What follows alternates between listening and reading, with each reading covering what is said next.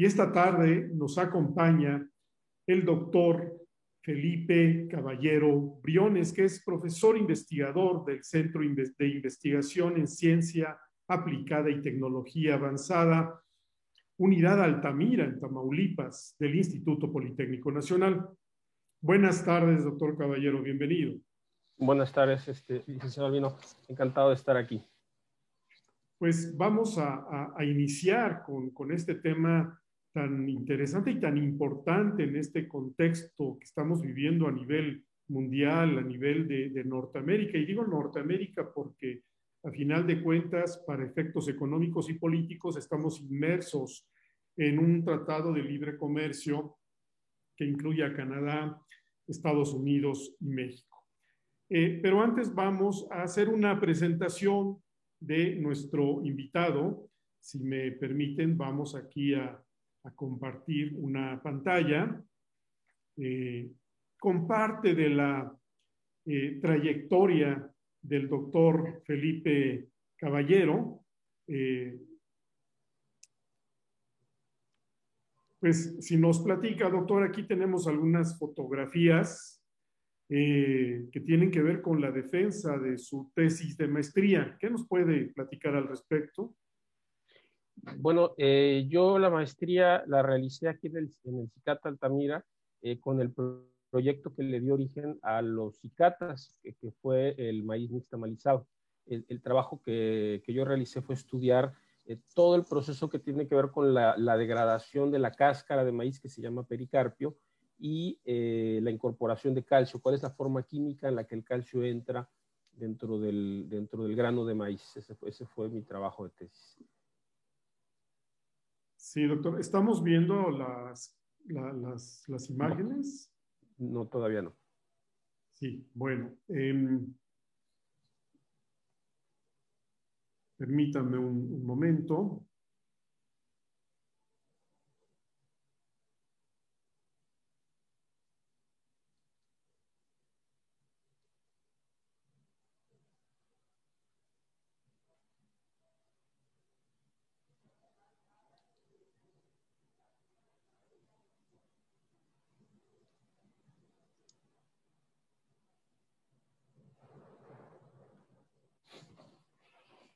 Pero bueno, también, mientras tanto, le platico, yo fui parte de la primera generación del posgrado en tecnología avanzada de los cicatas, que empezó en el año 99. Y bueno, precisamente en ese tiempo fue que entramos a trabajar aquí a CICATA Altamira, y entonces empezamos a formar los laboratorios, empezamos a armar todo, porque realmente no teníamos nada. Y mire, hace muchos kilos que fueron estas fotografías. Esto fue en el año 2003. O sea, yo me aventé la maestría en 4 años, tengo que decirlo, porque efectivamente, mientras hacíamos la experimentación, estábamos echando a andar los laboratorios y se fue atrasando, ¿no? Aquí estoy yo defendiendo la tesis, y aquí está mi asesor, el doctor Álvaro Zapata Navarro, un gran físico, matemático también. Él era de Yucatán. Él falleció durante la epidemia de influenza que nos tocó en el 2008. Un gran amigo, además, y se le extraña. Pues sí, supongo que sí, una lástima haber perdido a un científico que, por lo que veo, se encontraba en plena etapa de producción. Sí. No deja de ser una pérdida para el país. Doctor, ¿dónde llevó a cabo usted sus estudios de licenciatura? Yo hice la licenciatura en la Universidad Autónoma de Yucatán. Yo soy químico industrial de formación, no ingeniero, soy licenciado en química industrial. Ahí fue donde entré a esta carrera científica, porque entré a trabajar en el Cinvestav Mérida, hice mis prácticas profesionales, mi servicio social y mi tesis de licenciatura, dirigido precisamente por el doctor Álvaro Zapata Navarro, y en el grupo del doctor Juan Luis Peña Chapa. Con Juan Luis Peña, sí, un gran amigo, gran conocido. Y aquí tenemos otras imágenes, doctor, que está usted en Suiza, en Grenoble. Platíquenos, ¿qué estamos viendo aquí? Mire, este fue durante mi doctorado. Yo hice el doctorado en la Universidad de Barcelona, en España. ahí fue donde yo empecé a trabajar con electroquímica. Ahí hacíamos materiales para electroquímica, anodización de materiales y obtención de óxidos semiconductores. Entonces aquí la persona que está aquí en la parte central de la foto es el doctor Robert Lindsay, que nos invitó a acompañarlos a un experimento muy interesante, un experimento in situ. Ahí fue donde me nació la curiosidad de hacer experimentos así de complejos. Este era un experimento muy retador, porque consistía en poner en esta cámara que está aquí en medio, en la foto de arriba en medio, una celda electroquímica que iba a ser, en la que se iba a oxidar estaño para estudiar a nivel atómico cómo iba transcurriendo la oxidación con respecto al potencial electroquímico. Entonces, este experimento se hizo en un sincrotrón, en el sincrotrón de Grenoble, que es el más grande de Europa. Es una instalación que comparten todos los países de la Unión Europea y lo financian, y tienen líneas para poder trabajar ahí. Entonces, ahí estuvimos en noviembre del año 2007. Un experimento muy interesante. Aquí a continuación lo estamos viendo en la defensa de su tesis de doctorado. Sí, aquí esto fue en el año 2009, en diciembre del año 2009, también hace algunos kilos.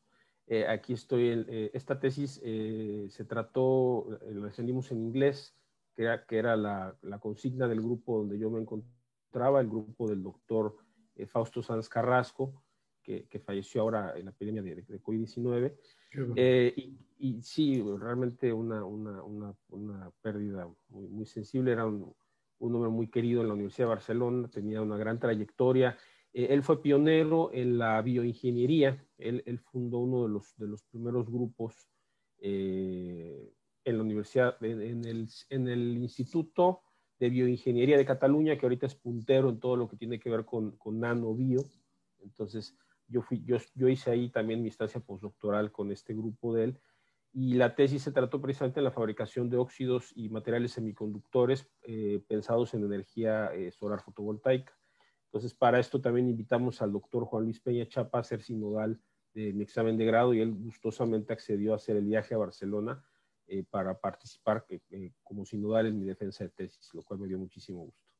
Pues sí, debe haber sido una gran satisfacción haber logrado esa meta del doctorado, que supone una etapa intensa de estudios, de investigación.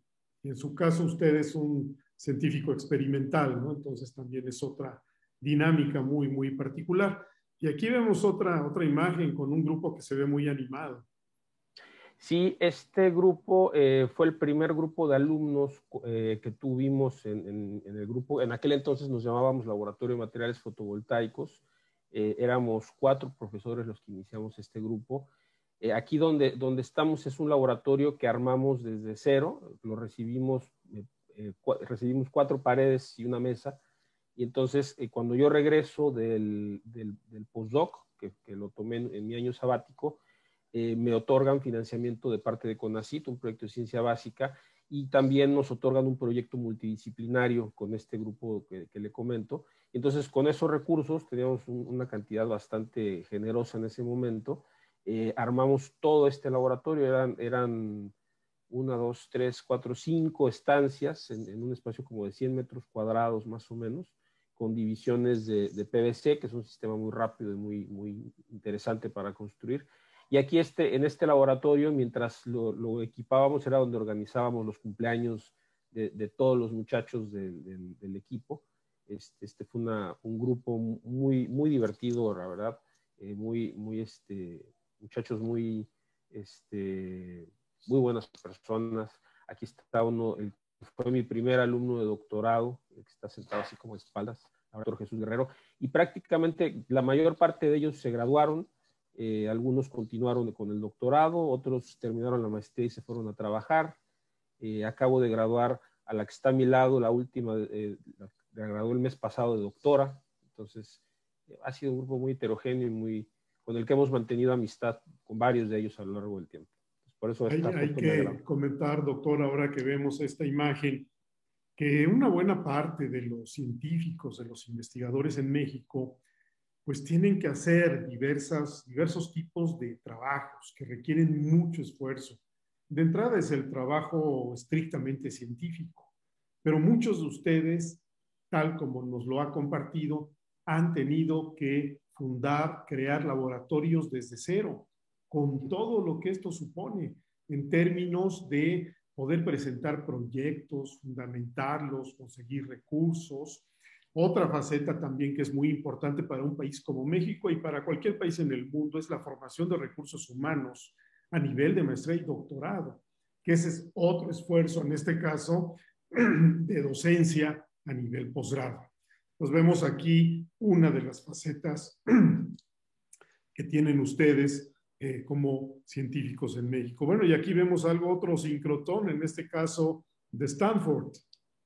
Este es el Stanford, así es. Aquí me tocó participar, ser participante en el proyecto, en un proyecto de medición de materiales para celdas solares que dirigió el doctor Francisco Javier Espinosa Faller de la Universidad Marista de Mérida, con quien tenemos muchos años de conocernos. Él fue egresado de Sinvestaf también, él hizo el doctorado en Sinvestaf.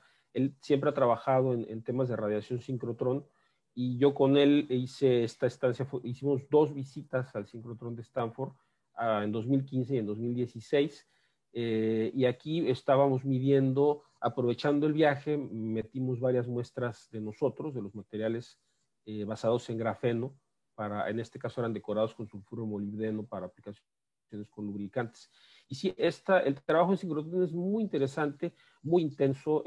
A uno le conceden tiempo por ejemplo, pueden ser 7 días de tiempo de máquina, pero son 7 días de 24 horas. Entonces, tiene que ir un equipo de 4 personas para poder cubrir esas 24 horas, porque la máquina no para y hay que aprovechar intensamente, ¿no? Es muy interesante este tipo de mediciones. Y bueno, aquí vemos una actividad que se llevó a cabo en Altamira, en Tamaulipas, el primer encuentro de materiales y dispositivos. ¿De qué trató esta reunión? Bueno, aquí la persona que está aquí a mi lado es la doctora Cecia Guarneros Aguilar. Ella es cátedra de CONACYT. Está bajo, bueno, yo sometí el proyecto de cátedras, se nos concedió ese proyecto y ella está en un proyecto a 10 años que tiene que ver con materiales termoeléctricos, que también es un tema de energías. Y entonces surgió la inquietud de hacer un encuentro con gente que conocemos, con amigos, con colegas con los que hemos trabajado mucho tiempo, y nos hicieron el favor de venir, y digo el favor porque no teníamos recursos para llevar a cabo este evento. Entonces lo recibimos en nuestras casas, ellos pagaron sus boletos de autobús y de avión, y los muchachos, nuestros alumnos, fueron los que nos ayudaron a organizar. Como usted dice, esa es una de las labores también que hacemos, que es la formación de recursos humanos, y hacer que los muchachos se involucren en la organización de un evento científico. Para ellos es muy formativo, porque incluye pues organizar las mesas de trabajo, dar el seguimiento a los invitados, preparar el libro de resúmenes, etcétera. Ya hicimos 2 ediciones de este encuentro, una fue en 2017, la segunda en 2019, y esperamos poder hacer la siguiente este año. Lo haremos de manera virtual muy seguramente. Bueno, aquí tenemos otra faceta más de algunos científicos, no de todos, de algunos científicos que les gusta la comunicación pública de la ciencia, la divulgación científica, el poder tener una comunicación con públicos que no son científicos o incluso que no son académicos. ¿Qué actividades tenemos aquí, doctor? Bueno, yo soy aficionado, muy aficionado a la astronomía y la astrofísica. Entonces me compré un par de telescopios pues pequeños, y entonces me los llevé al Cicata y organizamos con los muchachos de mi grupo. Hemos estado organizando actividades de observación astronómica. En esta en particular, bueno, aquí son 2. Una era la observación de Júpiter y de Saturno. El Cicata está en una zona alejada, digamos, del centro de la ciudad. Entonces hay una zona donde hay un momento de la noche donde se ve bastante bien, sin tenerse que ir más lejos. Y entonces aquí invitamos a los chicos, invitamos a las familias, vinieron varias familias a ver. Y aquí de la derecha tenemos la conjunción de la Luna con Venus. Entonces les pasamos, hacemos una pequeña conferencia explicándoles de qué es lo que vamos a ver, y después de la conferencia pues hacemos la actividad de observación y luego nos comemos unos brownies para despedirnos. Pues se ve una actividad con mucho interés de parte de los visitantes. Aquí tenemos otra actividad llevada a cabo en Tamaulipas. ¿En qué consistió esta actividad? En este año 2017, el gobierno del estado de Tamaulipas organizó una expo muy grande en el Centro de Convenciones de aquí de Tampico, que se llamó Tamaulipas Emprende. Entonces, estaba dirigida, bueno, a toda la actividad industrial del estado, que es muy variada. También había empresas, microempresas, pymes, todas estas cosas. Las universidades del estado llevamos lo que hacemos relacionado con emprendimiento. Entonces, aquí presentamos varios prototipos de lo que hacemos, que ya es, digamos, lo que se podría llamar ciencia aplicada. Aquí en la foto de arriba a la izquierda, esta cubeta, que es un reactor, es una celda de combustible microbiana que sirve para producir electricidad a partir de la materia orgánica del agua residual. Entonces, se trata el agua, se reduce la materia orgánica y se genera electricidad. Arriba a la derecha tenemos materiales basados en grafeno que sirven para recuperar metales pesados y colorantes del agua contaminada. También una membrana de filtración en este matraz, de la cual estamos preparando una patente también, el desarrollo de una tesis de maestría con la colaboración de una persona que trabaja en la industria. Entonces le dieron dos años, digamos, para prepararse fuera de la industria, y ella trabaja en una industria de polímeros que es puntero aquí en la zona de Tamaulipas, y esa fue su tesis.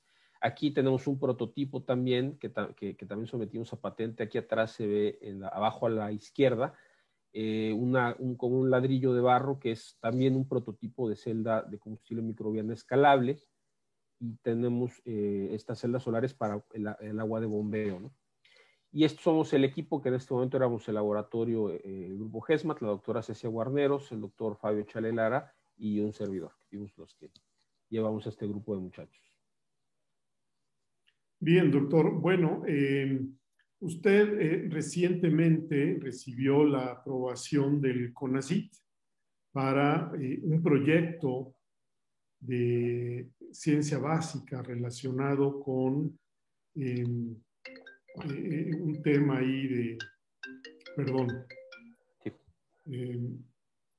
Entonces, pues vamos a proceder a platicar un poco sobre este proyecto que fue aprobado por el Consejo Nacional de Ciencia y Tecnología. Entonces, si es tan amable de compartirnos la pantalla que tiene.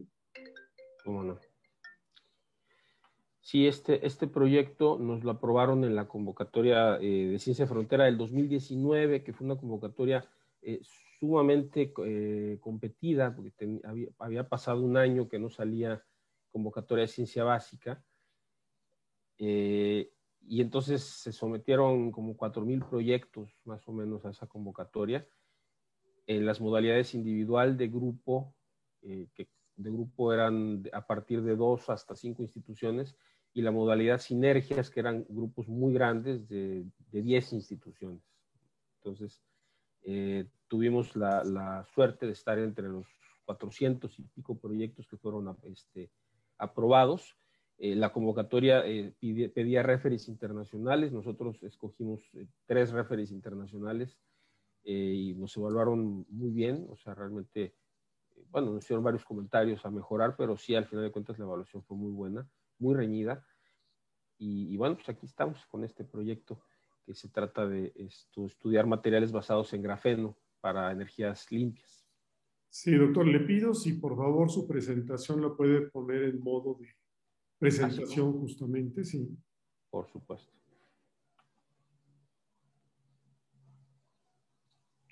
Ya se salió, permítame tantito.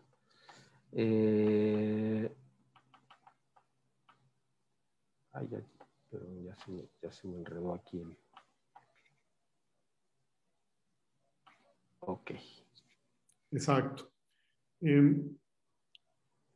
¿Por qué seleccionaron al óxido de grafeno como material de estudio para este proyecto?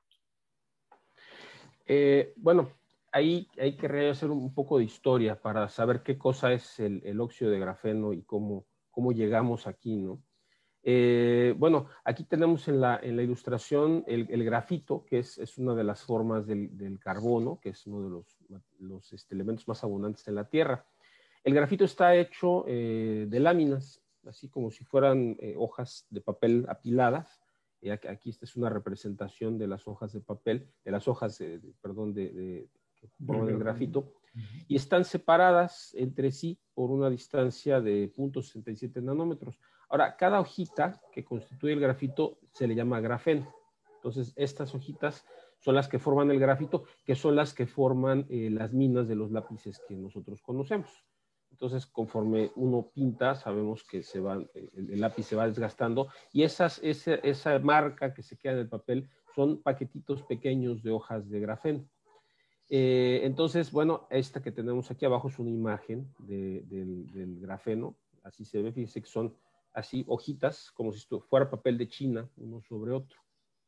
Entonces, ¿por qué el grafeno? El grafeno es un material cuyas propiedades fueron predichas hace algunos años, hace 50, 60 años, y tiene propiedades sumamente interesantes para aplicaciones tecnológicas. Su conductividad térmica y eléctrica es muy alta, conduce mejor la electricidad que el cobre, por ejemplo, y el calor también mejor que el cobre.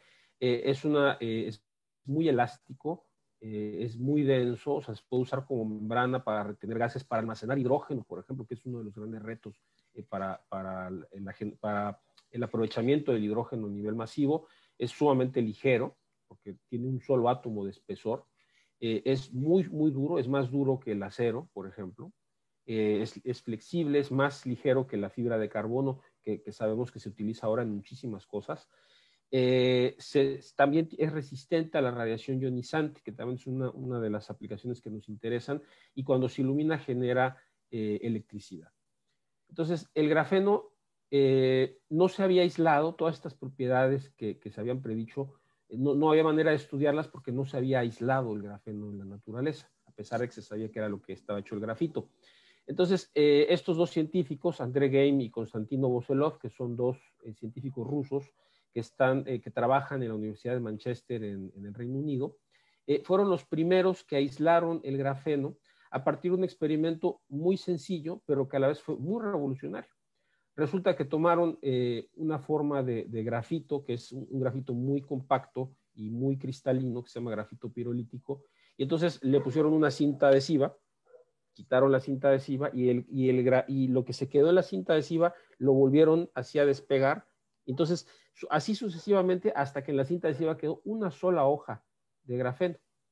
Después esa cinta la pegaron sobre un bloque de cobre, disolvieron la cinta y después disolvieron el cobre y esto que está abajo, que es polimetilmetacrilato, y les quedó una sola hojita de grafeno.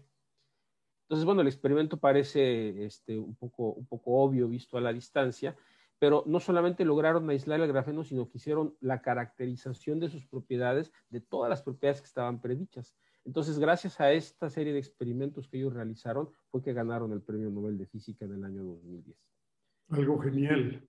Genial, sí, fue un experimento así súper interesante, ¿no? Y después, bueno, lo que ellos han fundado en Manchester, hay un centro dedicado exclusivamente al grafeno, que es ahora un centro enorme, que está dedicado solamente a eso. Entonces, claro, esta manera de obtener grafeno, que se llama, pomposamente los científicos le llamamos exfoliación micromecánica, pues es una manera bonita, pero no es una manera rápida, ¿no? No se puede generar grandes cantidades de grafeno, ¿no? Porque si queremos hacer aplicaciones, pues necesitamos pasar a la escala de los kilogramos, cuando menos. Entonces, hay una serie de métodos que son estos que están aquí ilustrados para obtener grafeno en cantidades mayores o menores, con calidades mejores o peores, digamos, o de menor calidad, entre las cuales está la oxidación del grafito, la oxidación química del grafito y su exfoliación, o sea, la separación de las hojas, para obtener óxido de grafeno. Y a partir de él obtener luego óxido de grafeno reducido. Entonces, este es un método muy interesante porque se puede hacer a muy gran escala. O sea, de hecho, ya se pueden fabricar kilos, ya la industria ya fabrica kilos de este material, ¿no? ¿En qué consiste? Bueno, nosotros en el laboratorio usamos lo que se llama el método de Homers modificado, así se ve en la literatura.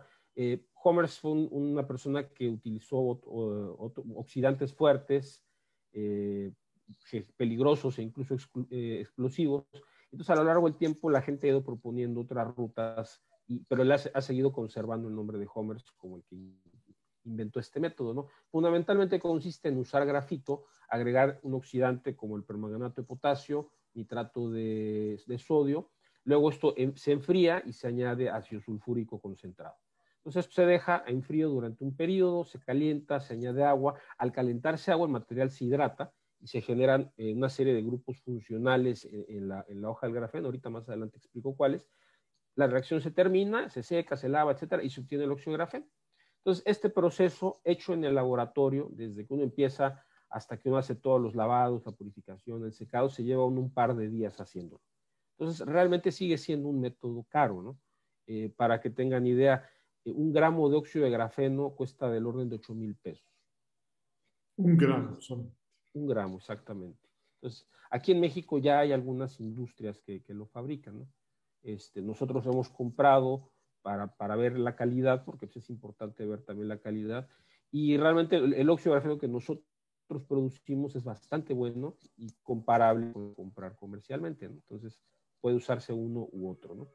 Ahora, el chiste del óxido de grafeno es que funciona como un juego de construcción, ¿sí? La gente joven que vea este reportaje conoce seguramente el Minecraft, que es Claro. como una plataforma, realmente es un juego muy interesante porque es como si tuviéramos un lienzo y sobre ese lienzo se hacen cosas, ¿no? Se añaden bloques, se sacan bloques de otras partes y se construyen mundos enteros, ¿no?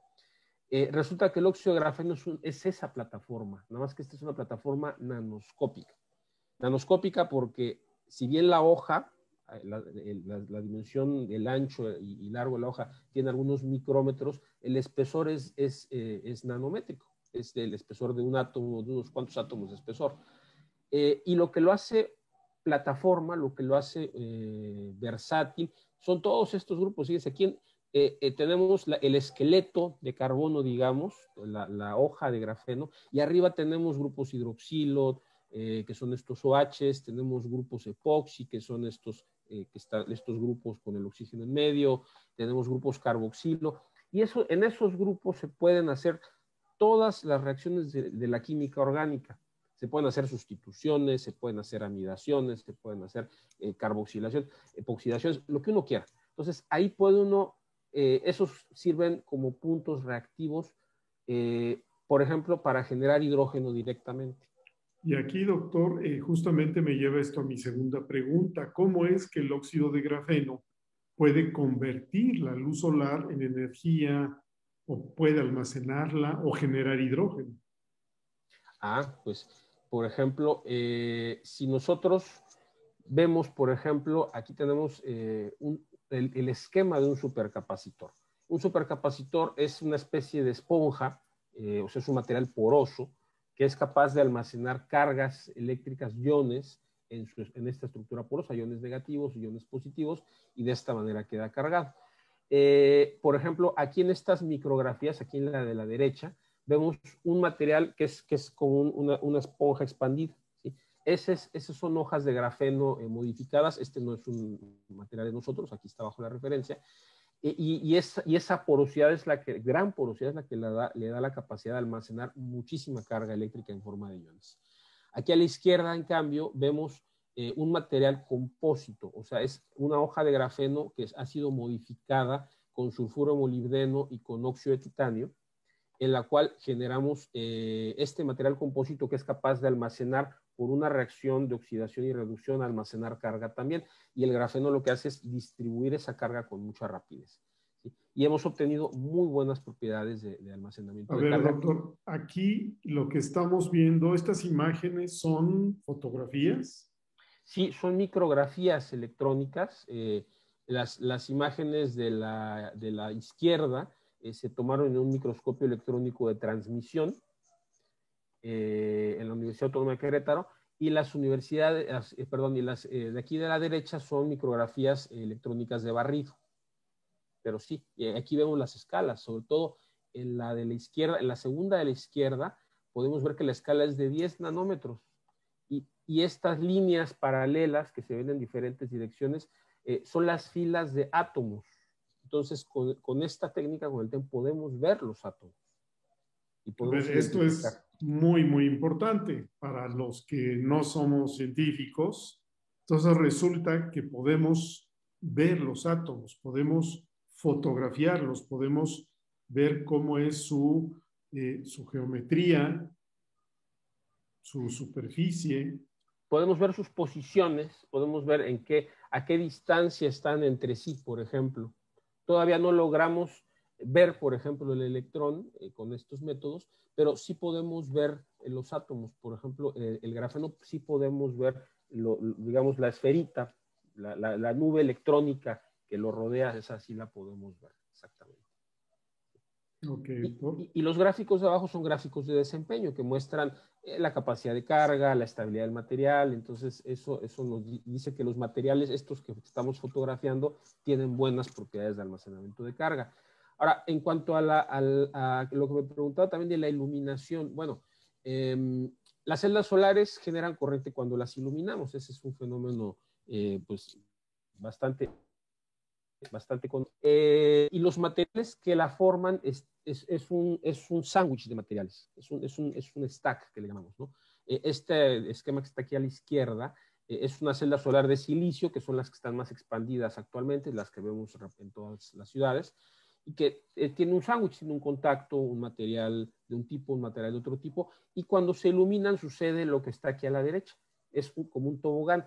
La luz lo que hace es excitar a los electrones que están dentro del material, o sea, suben, digamos, de su estado, lo que le llamamos el estado basal, o sea, su estado de mínima energía, y la luz lo que hace es subirlos a un nivel de energía mayor, y aquí en la unión que hay entre los dos tipos de materiales, el verde y el azul, se crea una diferencia potencial que es como si creáramos un tobogán que hace que el portador que fue excitado se fluya rápidamente hacia el otro contacto, y eso es lo que se genera, esa es la corriente eléctrica que se genera. Entonces, el papel del grafeno en este tipo de celdas solares, estas son celdas nuevas hechas a partir de grafeno, es ayudar precisamente a esa separación de las cargas una vez que son excitadas por la luz. El grafeno, como es un muy buen conductor de la electricidad, la separa muy rápidamente, lo cual aumenta la eficiencia, porque las celdas solares convencionales tienen en esa parte de la excitación y la separación hay muchas pérdidas. Entonces, está predicho que estas celdas con grafeno mejoren sus propiedades, ¿no? Y estas son este es un esquema que está en la literatura de cómo algunas celdas que han sido fabricadas a partir de silicio y grafeno. Y aquí a la derecha, estas son materiales hechos por nosotros. Este esquemita de los átomos muestra la capa de óxido de grafeno, a la cual hemos añadido nanopartículas de un material semiconductor, el sulfuro de cadmio, que le da esta coloración amarillo rojiza, ¿sí? Y que es la responsable de que haya estos picos que tenemos aquí al extremo derecho, que son picos de corriente que se dan cuando se ilumina. Encendemos y apagamos, y entonces la corriente sube, y cuando apagamos baja, sube y baja. Y eso demuestra que el material tiene actividad respecto a la luz solar. Y con respecto al hidrógeno, bueno, el hidrógeno se genera por un fenómeno muy similar al de la generación de energía eléctrica fotovoltaica, que es al iluminar hay esta separación de cargas que decía al inicio, se excita electrones, pero después el chiste es que estos electrones salen hacia un medio que suele ser un medio líquido, se encuentran con el agua, y el agua genera hidrógeno y genera oxígeno. O sea, hay lo que se llama la fotólisis del agua, ¿no? Que es este esquemita que está aquí, el segundo de derecha a izquierda, ¿no? Entonces, ahí es donde se genera hidrógeno. Entonces, el grafeno también tiene esta función. en los grupos funcionales que mostrábamos en la hojita, ahí tienen el potencial de generar esta reacción de fotólisis del agua, justamente ahí. Pero además podemos modificar estos grupos funcionales, ponerle nanopartículas que sean todavía más eficientes, o reemplazar algunos átomos de carbono también, en vez de carbono, por ejemplo, poner nitrógeno, poner boro, y también generar ahí grupos reactivos, ¿no? Y las gráficas que tenemos aquí abajo son gráficas que muestran cuánto hidrógeno evoluciona en el tiempo mientras se ilumina. Esto se ilumina con radiación ultravioleta. Y entonces esto genera, estas líneas son la cantidad de hidrógeno que se va generando con respecto al tiempo. Hemos probado al menos, aquí tenemos 1, 2, 3, 4, 5 materiales diferentes que hemos sintetizado y que son capaces de generar hidrógeno. Entonces, esos son como los mecanismos por los cuales ocurre, ¿no? Bueno, aquí esta última, pues es un material también, recuerdan el material compósito que les mostraba, ¿sí?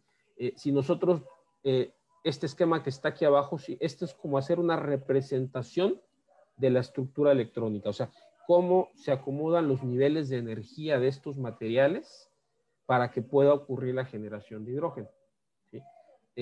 Aquí tenemos, si ven, se forma como una especie de desniveles, una especie de resbaladilla, digamos, que es la responsable que cuando nosotros con luz excitamos, esta resbaladilla lleva a los electrones hacia un lado y hacia el otro, y en los extremos, digamos, del tobogán es donde se genera hidrógeno, como pueden ver aquí en el esquemita, ¿no? Y otra vez, la hoja de óxido de grafeno es la que sirve como soporte, como plataforma de todo esto, ¿no? Bien, doctor.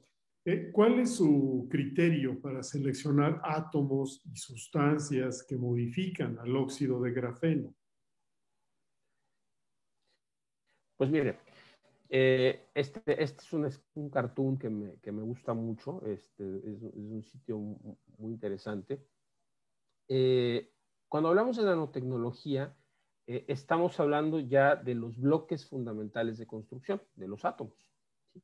Entonces, tenemos la paleta, digamos, que usamos los pintores en nanotecnología, pues esto es toda la tabla periódica. Entonces, tenemos pues tenemos que tener conocimiento, digamos, de las propiedades de los átomos, según dónde están localizados en la tabla periódica, y podemos elegir átomos que sean magnéticos, por ejemplo, que son la familia del hierro, del níquel, materiales que puedan formar un semiconductor, por ejemplo, como la fila de los calcogenuros, con la fila de la familia del zinc, del cadmio, del mercurio, etcétera. Entonces, seleccionados esos materiales, esos átomos, entonces nosotros podemos pasar, ay, ¿dónde quedó ya se me cuatrapeó aquí la figura, que era el top bottom y el bottom up.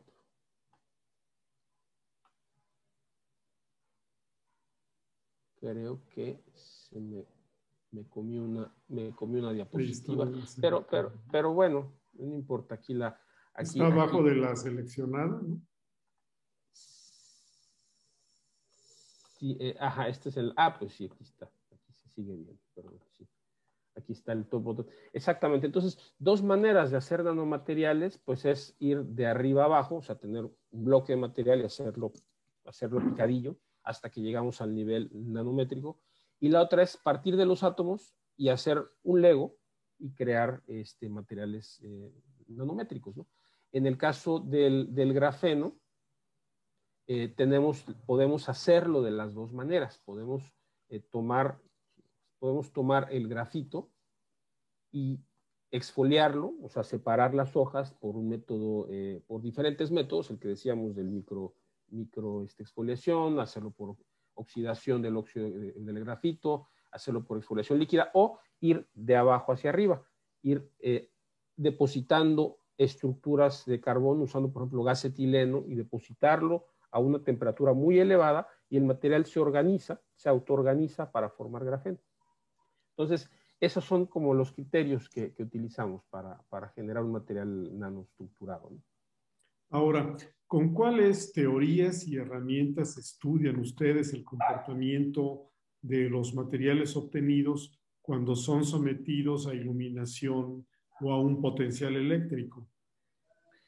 Pues mire, por ejemplo, el proyecto de Ciencia de Frontera está hecho para estudiar, le decía, materiales fotovoltaicos, materiales para generar hidrógeno y materiales supercapacitores. Dos de las herramientas para hacer estos estudios son la espectroscopía Raman, que permite estudiar variaciones estructurales, ¿sí? La espectroscopía Raman lo que hace es vibrar las redes de los materiales y estas vibraciones contienen la información de la estructura y de cómo se organizan los materiales, ¿no? Con alguna modificación de potencial. Por ejemplo, en este ejemplo de la literatura, cuando se aplica un potencial electroquímico y se utiliza la espectroscopía Raman, que son estos picos que se ven aquí a la izquierda de la figura, podemos ver cómo las entidades moleculares cambian de organización, ¿sí? Podemos estudiar un mecanismo. Y el otro método que pretendemos utilizar es la absorción de rayos X en un sincrotrón. Precisamente queremos ir al sincrotrón de Stanford a hacer este estudio. La espectroscopía de absorción de rayos X permite ver, por ejemplo, si estamos estudiando el átomo de cadmio, nosotros podemos ver alrededor del átomo de cadmio quiénes están, o sea, cuáles son las primeras 3 capas atómicas que hay alrededor del átomo de cadmio. Por ejemplo, pueden ser azufres, pueden ser oxígenos, puede ser, si hay enlaces con el grafeno, puede ser que el átomo de cadmio esté enlazado con el grafeno directamente y su primer vecino será un carbono y su segundo vecino sería un azufre, por ejemplo. Y entonces cuando nosotros hagamos una modificación con iluminación o con potencial, podríamos ver que las distancias entre estos átomos se hacen mayores o se hacen menores, que hay un cambio en los ángulos de enlace, por ejemplo, y esto nos puede explicar, por ejemplo, cómo se degrada un material, porque al final de cuentas, si hay una modificación estructural continua, el material se puede romper. Y eso es lo que lleva a los dispositivos a fallar, por ejemplo. Las baterías, los capacitores, todo al final del día acaba fallando y hay que saber por qué, ¿no? En dónde está el mecanismo de falla, ¿no? Entonces, estas son, entonces, algunos de los mecanismos, de las técnicas, ¿no? Este es el equipo Raman, se los presento físicamente, lo compramos con este proyecto, nos llegó hace un par de semanas, lo estamos probando con, pues, digamos, las restricciones que hay de acceso y todo, se va una vez a la semana, y tiene aquí en el Raman lo que hay es un láser, que es la fuente de excitación, este láser verde, muy intenso, y aquí dentro de la cajita la otra fibra óptica recibe la radiación que proviene de la muestra, que es la que tiene la información de esta estructura vibracional. Entonces aquí tenemos, y podemos usar un microscopio para poder enfocarnos al punto de la muestra que nos interese, y aquí mismo, en la platina del microscopio, podemos montar una celda electroquímica y mientras estamos haciendo un proceso de potencial o estamos iluminando con luz blanca, podemos ver cuáles son las modificaciones estructurales. Y aquí en el sincrotrón, bueno, en otro momento pues, se puede platicar más de los sincrotrones porque es un tema largo de explicar, pero bueno, esta grande aquí a la derecha arriba, este es el sincrotrón de Grenoble, en el que tuve la oportunidad de estar en el año 2007. Aquí ya es la parte, ya lo reformaron, le hicieron un upgrade muy importante. Para que tenga idea, tiene 900 metros de diámetro la estructura, pues casi 1 kilómetro de diámetro, es enorme, ¿no? Y estos puntos que están aquí en el mapa son los sincrotrones, algunos de los sincrotrones que hay en el mundo, ¿no? Entonces ahí es donde pensamos hacerlo de absorción de rayos X. Es impresionante ver una instalación de esta magnitud, que bueno, podemos más o menos calcular la escala, el tamaño de este edificio, viendo los detalles que aparecen a su alrededor. Pero, y es un tanto paradójico que en una instalación tan grande se está analizando el microcosmos de alguna manera. Entonces, pues es un contraste impresionante, pero que por otro lado digamos, nos indica que muchos de estos dispositivos que aparentemente son muy pequeños, lo que pudiera ser un supercapacitador o algún dispositivo electrónico en otro terreno, digamos como un chip, eh, los científicos como usted han estado diseñando estos materiales manipulando los átomos o las moléculas. Y es algo también tremendamente, yo creo que apasionante, ¿no? Para los jóvenes que vean este reportaje, esta entrevista con usted, pues pueden darse cuenta de las oportunidades de retos intelectuales, de retos experimentales que puede tener un científico y trabajar en instalaciones tan impresionantes como esta. Y esto nos lleva a un cuestionamiento. Su investigación está clasificada como ciencia de frontera y pues lo usual es que este tipo de investigación genere artículos que son publicados en revistas internacionales con lo que se llama un sistema de arbitraje. Pero además, mi pregunta es si esto también puede dar origen a patentes. Sí, claro que sí. Bueno, efectivamente, el concepto de ciencia de frontera es estar en la cresta de la ola, ¿no? Son temas que están vigentes, que tienen un gran interés para la comunidad científica en general, pero sí, definitivamente, la generación de patentes es una de las cosas que nos interesa. Por ejemplo, déjenme le muestro aquí en este esquema, es que no quería abrir la presentación.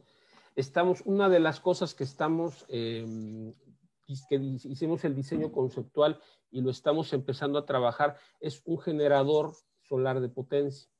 Esto va a permitir tomar CO2 de la atmósfera, con luz solar y agua, generar un combustible, o sea, generar metanol o generar gas de síntesis o generar hidrógeno. ¿Sí? Esto se hace a partir de los materiales que estamos utilizando, por ejemplo, para hidrógeno. Entonces, este es un diseño conceptual, ya tenemos una idea del reactor y que patentar, efectivamente, a partir de todo el desarrollo básico que hicimos, ciencia básica que hicimos. Además, también ya tenemos un dispositivo que hemos desarrollado, que quería mostrar, a ver si se ve el video. Ahí, ¿dónde está el video? Aquí diseñamos un supercapacitor, diseñamos y construimos un supercapacitor con parte del equipo de trabajo de este proyecto, que está en la India. Mira, este supercapacitor, ahí se ve el video, ¿verdad? El supercapacitor es como una moneda, como una batería de las de moneda. Ahí se hizo el supercapacitor, se cargó durante unos minutos y sirve para iluminar un LED. Ya tiene la suficiente potencia para iluminar un LED. O sea, un supercapacitor almacena energía. Exactamente, exactamente. Es el equivalente a una batería, pero funciona, digamos, el principio de funcionamiento es distinto. La batería funciona con una reacción química, el supercapacitor almacena la energía en forma, digamos, mecánica, en la parte porosa, ¿no? Entonces, normalmente, el trabajo que solemos hacer en los laboratorios es difícil llegar a un dispositivo, porque primero uno tiene que tener uno tiene usualmente el equipamiento para hacer síntesis y estudio de los materiales, pero para hacer dispositivos se necesita equipo adicional y se necesita ahora sí que dedicarle la vida a eso. Yo he tenido varios de mis mentores, me decían, si tú quieres hacer celdas solares, haz celdas solares. Entonces es hacer 100 celdas solares una tras otra hasta que salga la primera, y una vez que sale la primera hay que dedicarse a mejorarla y mejorarla y mejorarla. ¿Sí? Entonces esto es otra rama, digamos, requiere pues dedicarse exclusivamente a eso, y lo nuestro, por ejemplo, es dedicarnos a nuevos materiales. Entonces, para nosotros haber llegado hasta el dispositivo, con esta colaboración que tenemos con la Universidad de Pondicherry en la India, es sumamente satisfactorio, porque eso quiere decir que nuestros materiales sí se pueden aplicar a una cosa de la vida real, ¿no? Aquí bueno, el supercapacitor estuvo iluminando, ya lo voy a apagar, estuvo iluminando durante 6 minutos, o sea, estuvo manteniendo el LED durante 6 minutos, pues lo cual es bastante bueno, ¿no? Entonces sí, efectivamente, las patentes vamos a sacar patentes de nuestro proyecto. Ahora, mencionaba en la presentación del tema el gran apagón que se sufrió en Texas con motivo de la tormenta de nieve y también se sufrió en varios estados de la República Mexicana. Mucho se habló que esto tuvo que ver en una parte con la variabilidad y la intermitencia de las fuentes renovables de energía y que pues todavía no hay la suficiente capacidad de almacenamiento de este tipo de energía. Y hasta donde puedo entender, proyectos como el suyo van dirigidos a este gran desafío, cómo almacenar más y mejor este tipo de energía, ¿verdad? Así es, sí. Sí, sí, sí. Efectivamente es uno de los retos más importantes en las energías renovables, ¿no? La intermitencia, ¿sí? Que el recurso no es constante en el tiempo. Y entonces la energía que se puede generar una gran cantidad de electricidad en horas pico del sol o en horas pico de viento, pero esa energía luego no se necesita toda en ese momento. Entonces, si no se almacena, la energía se disipa. Los métodos de almacenamiento, efectivamente, los supercapacitores son uno de los métodos pensados para esto, ¿no? Porque son capaces de almacenar tienen una gran cantidad de energía almacenable y pueden proveerla muy rápidamente. Una batería es más lenta en entregar la energía que almacena que un capacitor es muy rápido. Entonces sí, los capacitores son una de las alternativas para el problema del almacenamiento. Otras alternativas que son las que se usan ahorita, por ejemplo, es el almacenamiento inercial. Se bombea agua y se mantiene elevada y luego esa agua desciende y acciona una turbina para generar electricidad hidroeléctrica, ¿no? Entonces hay mucho trabajo para esta parte del almacenamiento y lo que hacemos, pues sí, esperamos que contribuya para eso, ¿no? En forma de Bueno, hidrógeno porque también. una lección, digamos, que tuvimos después de esta extraordinaria tormenta de nieve y del apagón, es que en ese caso el estado de Texas decidieron cortar el suministro de energía o de gas a México, dado que ellos tenían que hacer frente a sus propias necesidades en un ambiente de frío extremo. Y esto también, por ejemplo, nos recuerda lo que está sucediendo con las vacunas. Es decir, los países europeos o Estados Unidos que tienen los grandes laboratorios farmacéuticos y han producido las primeras vacunas, pues ellos primero ahorita están dirigiendo sus suministros en varios de los casos para cubrir sus propias necesidades de vacunación. Entonces, los países que tienen el control sobre ciencia y tecnología, pues pueden hacer frente a este tipo de eventualidades sin depender de lo que los países desarrollados políticamente van a decidir. Entonces, digo, este es un contexto muy, muy general en el que estamos insertos, pero que tiene que ver finalmente con proyectos como el suyo. Entonces, ya para ir cerrando este tema, eh, podríamos tener una comparación, por así decirlo, de qué cantidad de presupuesto para este tipo de investigaciones se puede invertir en un país como Estados Unidos y cómo estamos en México.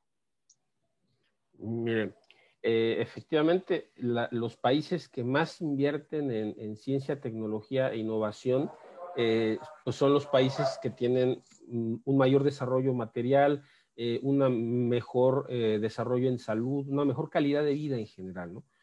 Veámoslo no solamente desde el punto de vista de cuántos aparatos podemos tener, sino cuál es la calidad de vida, la calidad del agua, la calidad de la atención médica, la calidad del aire, etcétera, ¿no? Los combustibles que se utilizan, etcétera. Entonces, sí, en México, por ejemplo, en el caso del grafeno, que ha sido uno de los materiales que en su momento se reconoció como sumamente importante, para que tengamos una idea, la Unión Europea lanzó esta iniciativa que se llama el Graphene Flagship, el buque insignia del grafeno.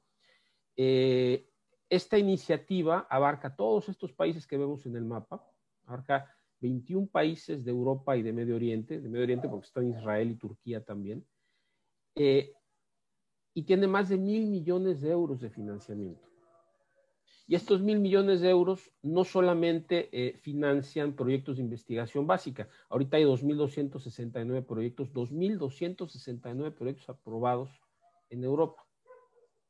2.200, es una población de 500 millones de personas, son 3 veces más que nosotros, y nosotros tenemos pues 400 proyectos relacionados en todas las ciencias de frontera, en todos los temas de frontera, y de grafeno solamente hay 2 proyectos que se aprobaron en esta convocatoria, uno de ellos teórico y el otro es el nuestro. Entonces, el esfuerzo que hizo Europa para esto, pensando en generar una serie de satisfactores de necesidades materiales, de necesidades de bienestar en general para la sociedad, es enorme, ¿no? Enorme. Aparte de, insisto, de los proyectos de investigación, o sea, de lo que hacemos en las universidades, esta iniciativa también ha generado empresas, tiene partners industriales, tiene asesorías. Se acaba de construir una fábrica prototipo para celdas solares basados en grafeno, financiado por esta iniciativa. O sea, hay un eje que no depende de las coyunturas locales, de los gobiernos locales, es un eje transversal por toda Europa que está trabajando en este tema, ¿no? Y y hablo solamente de grafeno porque es lo que a mí me concierne, pero hay otras iniciativas europeas en otras ciencias, por ejemplo, en nanomedicina, que España es puntero en nanomedicina, también hay un eje transversal, europeo transversal, para hacer inversión en nanomedicina, ¿no? Entonces, sí, efectivamente, lo que usted dice, por ejemplo, esto es todo lo que está haciendo el Graphene Flagship actualmente, ¿no? Todas estas que están aquí arriba son empresas que han salido de ahí, de universidades, han creado empresas innovadores, o sea, es gente innovadora, son gente joven, son emprendedores que han hecho empresas para diferentes cosas, para materiales electrónicos, para el cerebro, para imagen, para tintas, para iluminación, etcétera, que han surgido de esta iniciativa, ¿no? Entonces, no solamente la diferencia en cantidad de dinero es abismal, sino las estrategias no están, no hay una estrategia transeccional que diga, estas son las necesidades del país y hacia allá nos vamos a dirigir. Es muy difícil. Realmente nosotros como científicos siempre queremos más recursos para nuestras investigaciones y todos creemos que nuestra investigación es la más importante de todas, ¿no?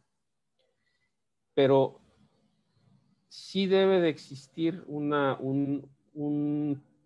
iniciativa de largo aliento que no dependa de los vaivenes de la política nacional, que haga este tipo de cosas, ¿no? Llámese grafeno, llámese cualquier otra iniciativa. Se creó la iniciativa de laboratorios nacionales, por ejemplo, aquí en México, y existe el Laboratorio Nacional de Materiales Grafénicos, precisamente. Pero, por ejemplo, no está articulado con todos los grupos que hacemos grafeno en el país. ¿Sí? No hay un eje que diga, ok, creado el laboratorio de materiales grafénicos, todos vamos a articularnos ahí, porque el financiamiento es tan pequeño que todos queremos el financiamiento, ¿no? Y la cantidad de dinero que hay para repartir es muy poca y alcanza para muy pocas cosas. Los equipos se compran todos en el extranjero. Esa es una de las grandes dependencias que tenemos en este país. No tenemos una infraestructura para hacer equipamiento científico de calidad en este país. En este país no hay quien construya un equipo óptico, un Raman, un microscopio electrónico, y eso es, pues, ahí es donde está la dependencia tecnológica que mencionaba usted. Entonces, es un problema muy complejo. Es muy importante que toda la sociedad mexicana pueda darse cuenta del papel trascendente que juegan los científicos mexicanos y todo el potencial que tienen para poder contribuir a un México no solo con más crecimiento, sino más desarrollado, con más calidad de vida, como usted dice, pero pues la comunidad científica necesita ser multiplicada por algunos órdenes de magnitud, es decir, ser mucho más grande y con más y con más recursos. Por esto es importante tener los testimonios de científicos como usted que le expliquen a los ciudadanos pues en qué consiste su trabajo y cuál es el sentido que puede tener el trabajo científico para la sociedad mexicana. Antes de despedirnos, le pido, doctor Felipe Caballero, si podemos dejar de compartir la pantalla y pues ya nos despedimos. Le pido si quiere dar un mensaje a las personas que nos van a ver y a escuchar.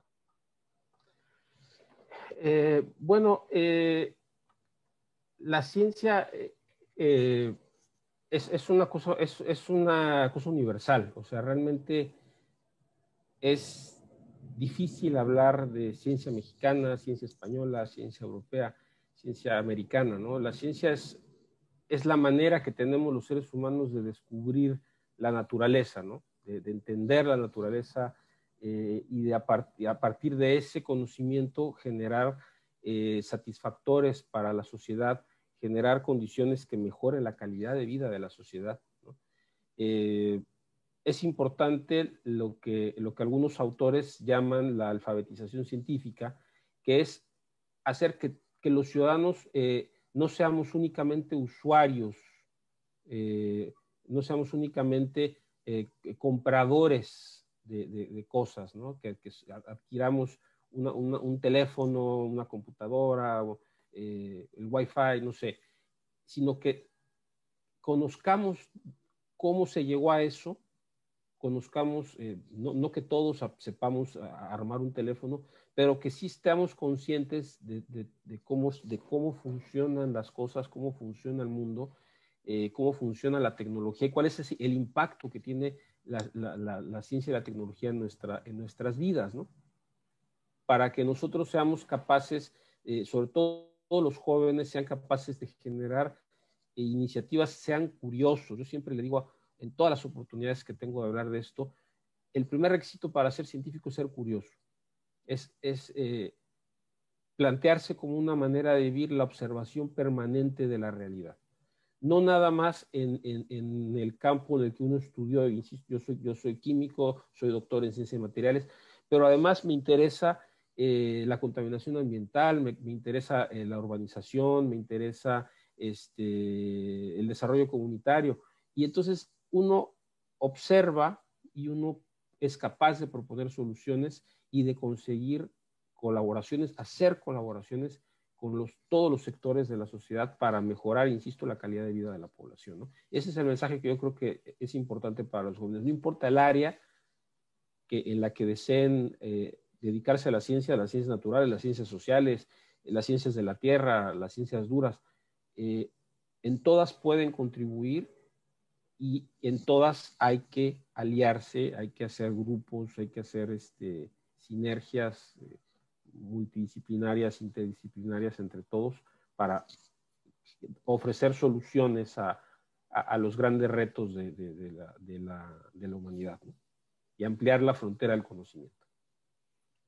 Le damos las gracias por compartir durante este tiempo parte de su trabajo.